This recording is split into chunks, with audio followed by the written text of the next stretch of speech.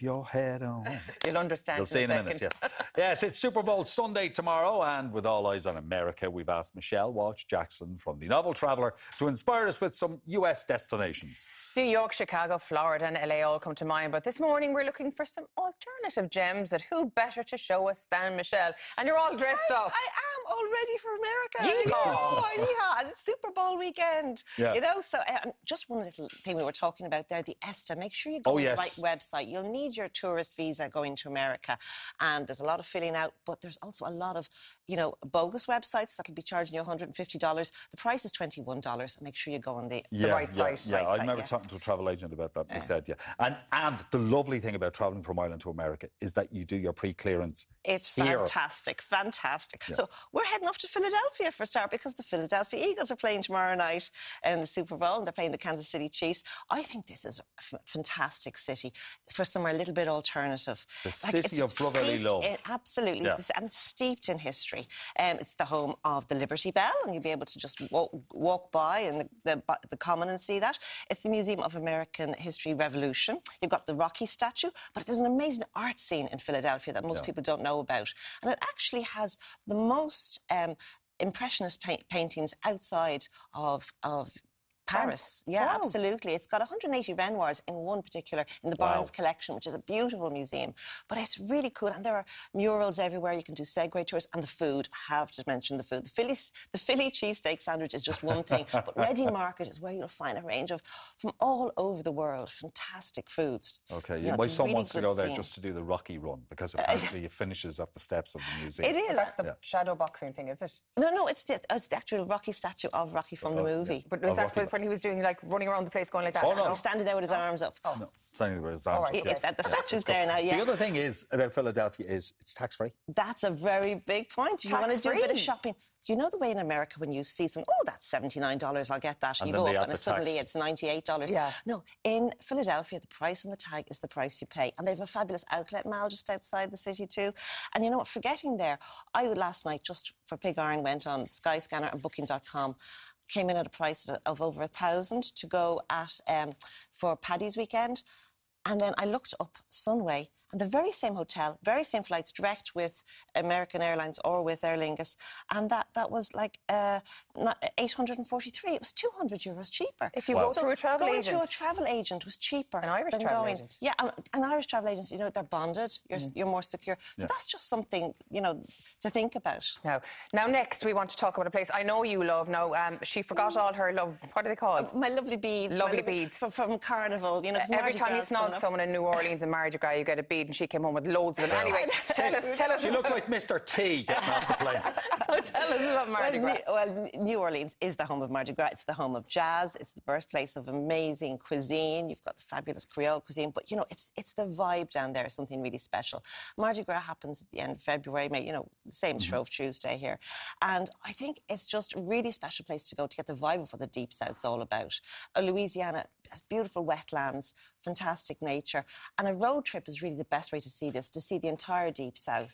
And I really would recommend kind of travelling right up through the state and getting some sort of a tour. A guided tour would be the best if you don't like driving, and have some suggestions later. But also Dollywood is also incredibly important on the route. And would you believe it's the #1 TripAdvisor theme park in America for Americans, and that's where they go, because like Dollywood is just... She's an icon. Yeah, I've got my little butterflies. I'm wearing them today. There are butterflies all over the park, and it's not just, you know, they have food festivals, they have flower festivals, they have arts and crafts for kids, but it's in the Smoky Mountains, and Dolly is a great patron of, you know, encouraging reading and doing great work, so she's just fantastic. She actually created Dollywood to create employment for the locals. Yeah. Absolutely lovely. I mean, lovely woman. what an amazing philanthropist. And I can't... Where we go? This is your... I know you like this place now. You're partial to the Cowboys. Where are we going next? Well, Nashville and Tennessee are great there. I would highly recommend, if you want to go to Texas, there are direct flights to Dallas from Ireland with Aer Lingus or American Airlines, and we're going to head off to Houston, because Houston is... It's basically the biggest city in Texas, which is, of course, the biggest state in America, and they have annual rodeo show, which is like it was like our what do you call it on speed? Ploughing. It's our ploughing championships on speed, where you've got 20,000 shows. You've got in the evening you've got amusement parks. You've got in the evening you've got live bands, famous people come and play, and the vibe is just amazing. But Houston, it also has Super Bowl teams. You know, Texas has 2 Super Bowl teams. But another reason we really know about Houston is, of course, Space Center. Of course, yeah. Absolutely. Houston, we have a problem. Houston, we have a problem from the famous Apollo 13 mission. And, you know, I think going to these places, it's remarkable. You get to see the actual shuttles and the simulators, and they recreate like what it is like on the moon, what it is like in Mars, and you really get this sense of, you know, the magnanimous achievement. Yeah. Okay, I took my kids now to Cape Canaveral in Florida. It was fascinating. But you get to meet Real astronauts. Yeah, and they'll have a couple always on site to tell you about different missions. To infinity and beyond. They often have these people wandering around, you know, who are ex-scientists, and it's fascinating. And, you know, if you do a fly drive, now I've got a Platinum Travel here due for 1599, and that's for your economy car and 3-star accommodation. But there's a kind of a tour of starting in Dallas, going down, you can go to Houston. Your travel agents will make a bespoke trip for you. Yeah. So before taking your trip to America, talk to your travel agents. And there are bespoke agencies like the Travel Suite, who just opened, who do like luxury tours, and there's no more than 16 people on it, and it includes your food and, you know, everything really. Everything really. So I'd really recommend. Talk to us about New England. Oh, well, you know, Boston is my favourite city in America. It was introduced to America. I absolutely look.